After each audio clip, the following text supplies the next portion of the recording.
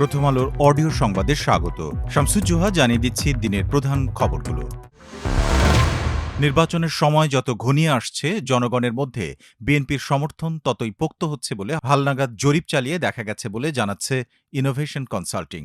বেসরকারি পরামর্শক প্রতিষ্ঠানটির people's election pulse survey পেপসতে দেখা যাচ্ছে বিএনপির সমর্থন বৃদ্ধির পাশাপাশি এখন ৪৭% বেশি মানুষ দলটির চেয়ারম্যান তারেক রহমানের প্রধানমন্ত্রী হওয়ার সম্ভাবনা দেখছেন। পেপসের তৃতীয় রাউন্ডের ফলাফলে আরও দেখাচ্ছে এই জরিপের আগের রাউন্ডগুলোয় যারা জামাত বা জাতীয় নাগরিক পার্টি এনসিপির পক্ষে ছিলেন তাদের একটি অংশের সমর্থন বিএনপির দিকে ঘুরে গেছে। আওয়ামী লীগের সমর্থকদের বড় অংশ বিএনপিকে ভোট দেওয়ার কথা বলছেন। ৩০ জানুয়ারি শুক্রবার রাজধানীর কারওয়ান বাজারের বিডিবিএল ভবনে এক অনুষ্ঠানে জরিপের ফলাফল তুলে ধরেন ইনোভেশন কনসাল্টিংয়ের ব্যবস্থাপনা পরিচালক রুবাইয়াত সারোয়ার। BRAIN এবং ভয়েস ফর রিফর্ম নামের দুটি নাগরিক প্ল্যাটফর্মের সহযোগিতায় এই জনমত জরিপ পরিচালনা করা হয়। পেপসের প্রথম রাউন্ডের ফলাফল প্রকাশ করা হয়েছিল গত বছরের মার্চে, আর দ্বিতীয় রাউন্ডের ফলাফল প্রকাশ করা হয় গত বছরের সেপ্টেম্বরে। প্রথম ও দ্বিতীয় রাউন্ডে অংশ নেওয়া নাগরিকদের নিয়ে টেলিফোনে তৃতীয় রাউন্ডের জরিপ চালানো হয়। জানানো হয়, জানুয়ারি মাসের ১৬ থেকে ২৭ তারিখ পর্যন্ত ৫,১৪৭টি সাক্ষাৎকারের ভিত্তিতে এই জরিপের প্রতিবেদন তৈরি হয়েছে। ভোটার উপস্থিতি, গণভোট সম্পর্কে জনমত, আইন শৃঙ্খলা পরিস্থিতি, নিরপেক্ষ নির্বাচন সম্পর্কে ধারণা, ভোট দেওয়ার সিদ্ধান্ত ও দলীয় পছন্দ, এই ৬ বিষয়ে মতামত নেওয়া হয়। জরিপের ফলাফলে বলা হয়েছে ৪৭.৬% উত্তরদাতা মনে করেন বাংলাদেশের ভবিষ্যৎ প্রধানমন্ত্রী তারেক রহমান। ২২.৫% মানুষ মনে করেন যে জামায়াতে ইসলামের আমির শফিকুর রহমান প্রধানমন্ত্রী হবেন। জরিপে অংশ নেওয়া ২.৭% নাহিদ ইসলামকে ভবিষ্যৎ প্রধানমন্ত্রী হিসেবে উল্লেখ করেন। ২২.২% উত্তরদাতা বলেছেন ভবিষ্যতের প্রধানমন্ত্রী কে তা তাঁরা বলতে পারছেন না। জরিপ প্রতিবেদনে বলা হয়, তারেক রহমানের দেশে ফেরা ও খালেদা জিয়ার মৃত্যুর পর উল্লেখযোগ্য সিদ্ধান্তহীন ভোটার বিএনপির দিকে ঝুঁকেছেন। এলাকাভিত্তিক সম্ভাব্য বিজয়ী প্রসঙ্গে জরিপ প্রতিবেদনে বলা হয়েছে, আগামীকাল নির্বাচন হলে নিজেদের এলাকায় কোন দলের প্রার্থী জিততে পারেন এই প্রশ্নে ৫২.৯% উত্তরদাতা বিএনপি প্রার্থীর নাম বলেছেন। ২৩.৮% বলেন এ বিষয়ে তারা নিশ্চিত নন।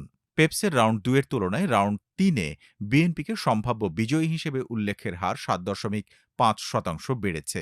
জামায়াতে ইসলামের ক্ষেত্রে এই হার বেড়েছে ১.১%। বৈষম্য বিরোধী ছাত্র আন্দোলনে শহীদ আবু সাঈদের কবর জিয়ারত করেছেন বিএনপির চেয়ারম্যান তারেক রহমান। এ সময় তিনি আবু সাঈদের পরিবারের সদস্যদের সঙ্গে দেখা করে খোঁজখবর নেন। ৩০ জানুয়ারি শুক্রবার সন্ধে ৬টার দিকে তারেক রহমান সড়কযোগে বগুড়া থেকে রংপুরের পীরগঞ্জের বামনপুর গ্রামে যান। এ সময় তিনি শহীদ আবু সাঈদের কবর জিয়ারত করেন। পরে তিনি আবু সাঈদের বাড়িতে গিয়ে তাঁর বাবা মকবুল হোসেন, মা মনোয়ারা বেগম, বড় ভাই রমজান আলী, আবু হোসেন সহ পরিবারের অন্য সদস্যদের সঙ্গে কথা বলেন। এ সময় পুলিশ, র্যাব ও বিজিবির সদস্যরা নিরাপত্তায় নিয়োজিত ছিলেন। এর আগে দুপুরে বগুড়া শহরের বাইতুর রহমান সেন্ট্রাল মসজিদে জুমার নামাজ আদায় করেন তারেক রহমান। বেলা ৩:১৫টার দিকে বগুড়ার মোকামতলা বন্দরে বগুড়া ২ শিবগঞ্জ আসনে ধানের শীষের প্রার্থী মীর শাহ আলমের নির্বাচনী পথসভায় বক্তব্য দেন। পথসভায় তারেক রহমান বলেন, এর আগে ধানের শীষ যতবার দেশ পরিচালনা করেছে আমরা চেষ্টা করেছি আমাদের সর্বশক্তি দিয়ে এলাকার উন্নয়ন করার জন্য। এখনও অনেক কাজ বাকি আছে।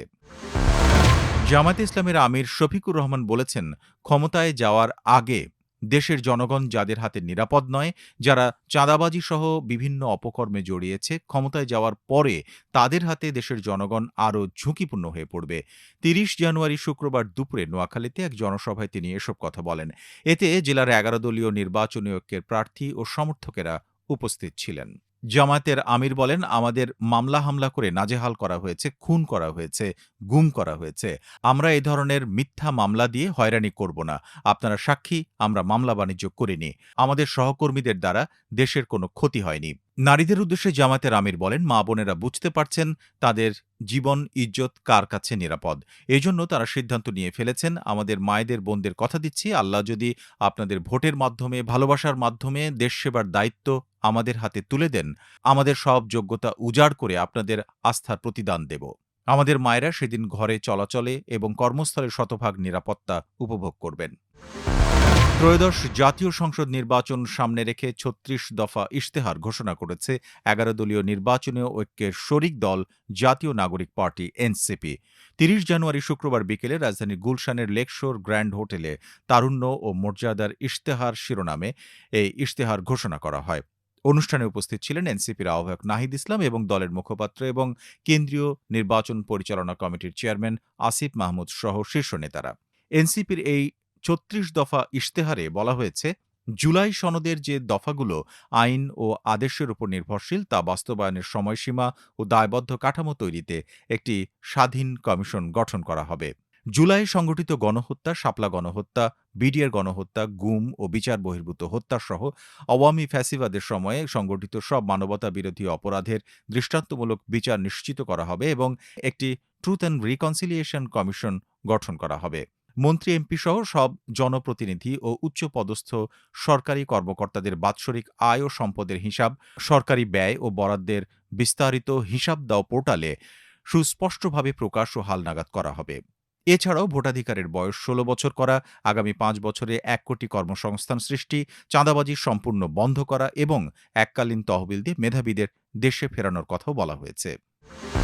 প্রবাসী বাংলাদেশি কর্মীদের জন্য সৌদি আরব বাংলাদেশ রুটে একমুখী টিকিটের ভাড়া মাত্র ২০,০০০ টাকা নির্ধারণ করতে একটি যুগান্তকারী উদ্যোগ নিয়েছে অন্তর্বর্তী সরকার। এই বিশেষ ব্যবস্থা প্রবাসী কর্মীদের পরিবার পরিজনের সঙ্গে সাক্ষাৎকে আরও সহজ ও সাশ্রয়ী করবে। ৩০ জানুয়ারি শুক্রবার প্রধান উপদেষ্টার প্রেস উইং এই তথ্য জানায়। এ প্রসঙ্গে বেসামরিক বিমান পরিবহন ও পর্যটন মন্ত্রণালয়ের উপদেষ্টা শেখ বশিরউদ্দিন জানান, বিশেষ এই ব্যবস্থার আওতায় সৌদি আরব ও বাংলাদেশ মিলিয়ে মোট ৮০,০০০ টিকিট বিক্রির লক্ষ্যমাত্রা নির্ধারণ করা হয়েছে।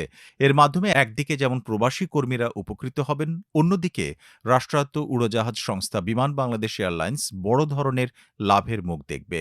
উপদেষ্টা বলেন, পবিত্র হজের সময় সাধারণত বিমান একমুখী যাত্রী নিয়ে চলাচল করে। ফেরার পথে অনেক ফ্লাইট ফাঁকা থাকে। আগেকার সেই ধারা বদলে এবার ফাঁকা ফ্লাইটগুলোকে কার্যকরভাবে কাজে লাগানো সম্ভব হবে। এর ফলে বিমানের ইতিহাসে প্রথমবারের মতো ১০০ কোটি টাকার বেশি অতিরিক্ত আয় হওয়ার সম্ভাবনা তৈরি হয়েছে। এই বিশেষ ব্যবস্থার অধীনে মদিনা ঢাকা ও জেদ্দা ঢাকা রুটে একমুখী সর্বনিম্ন ভাড়া নির্ধারণ করা হয়েছে ২০,৫০০ টাকা। এছাড়াও Medina Dhaka Medina oh Jeddah Dhaka Jeddah রুটে রিটার্ন টিকিটের সর্বনিম্ন ভাড়া পড়বে ৪২,০০০ টাকা। এই বিশেষ ভাড়া বাংলাদেশে আসার ক্ষেত্রে ২০২৬ সালের ১৮ এপ্রিল থেকে ২৫ মে পর্যন্ত কার্যকর থাকবে। আর বাংলাদেশ থেকে সৌদি আরবে ফেরার ক্ষেত্রে ২০২৬ সালের ৩০ মে থেকে ৩০ জুন পর্যন্ত এই সুবিধা পাওয়া যাবে। এই উদ্যোগকে প্রবাসী বান্ধব নীতি বাস্তবায়নের একটি গুরুত্বপূর্ণ মাইলফলক হিসেবে উল্লেখ করেছেন প্রধান উপদেষ্টা অধ্যাপক মুহাম্মদ ইউনূস। এই ছিল এখনকার মতো প্রথম আলোর অডিও সংবাদ। শুনুন আমাদের ইউটিউব চ্যানেল, ফেসবুক পেজ এবং প্রথমআলো.com-এ।